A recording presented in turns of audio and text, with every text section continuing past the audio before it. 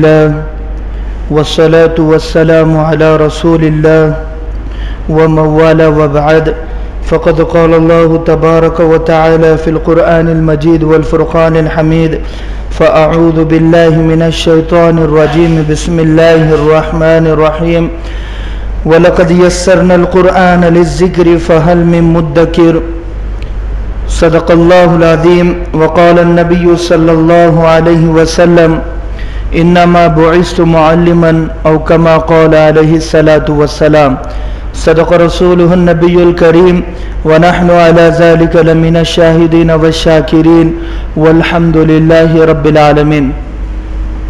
محترم بھائیوں، بزرگوں اور دوستوں، قرآن مجید میں اللہ تبارک و تعالی نے فرمایا کہ ہم نے اس قرآن کو نازل کیا وَلَقَدْ يَسَّرْنَا الْقُرْآنَ لِلذِّكْرِ، نصیحت کے لیے، اور آسان کر دیا نصیحت حاصل کرنا۔ جو چاہے وہ اس سے نصیحت حاصل کر سکتا ہے۔ ایک ہے ماں باپ کا نصیحت کرنا، رشتہ داروں کا نصیحت کرنا، علماء حفاظ کا نصیحت کرنا، اور ایک ہے قرآن کا نصیحت کرنا۔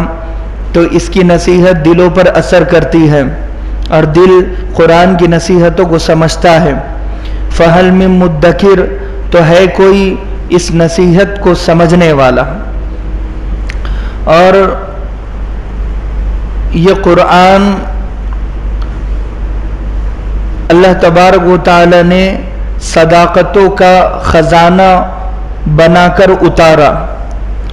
سچی اور پکی کتاب ہے۔ میرا کہنا جھوٹا ہو سکتا ہے، آپ کا سننا جھوٹا ہو سکتا ہے، ساری دنیا جھوٹی ہو سکتی ہے، مگر قرآن کی کوئی آیت جھوٹ کہے، جھوٹ بیان کرے اور جھوٹے لوگوں پر الزام لگائے، یہ ہو نہیں سکتا۔ قرآن کا مقدمہ بھی حق ہوتا ہے، آیت بھی حق ہوتی ہے، اور سچی اور پکی ٹھکی بات ہوتی ہے۔ فرمایا کہ لِتُخْرِجَ النَّاسَ مِنَ الظُّلُمَاتِ إِلَى النُّورِ، ہم نے اس قرآن کو اندھیروں سے روشنی کی طرف نکالنے والی کتاب بنا کر اتارا۔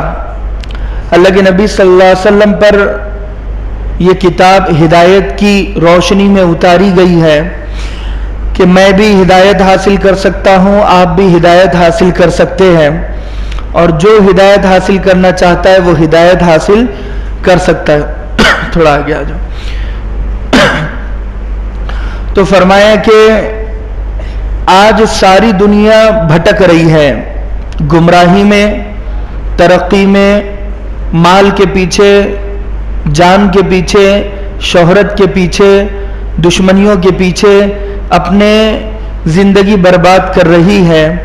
تو ان بھٹکے ہوئوں کو راستہ صرف اور صرف قرآن ہی دکھا سکتا ہے۔ قرآن کے پیچھے جو چلے گا وہ ہدایت والا راستہ پا جائے گا۔ آج ساری دنیا گمراہی میں ملوث ہے، گناہوں میں ڈوبی ہوئی ہے، تو ڈوبتے ہوئے سمندر سے نکالنے کا راستہ صرف اور صرف قرآن ہے، اس کے علاوہ اور کوئی چیز نہیں ہے۔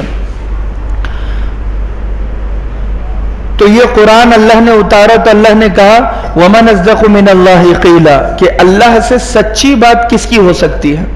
سب سے زیادہ سچی پکی بات اگر کوئی کر سکتا ہے تو وہ اللہ تبارک و تعالی کی ذات ہے۔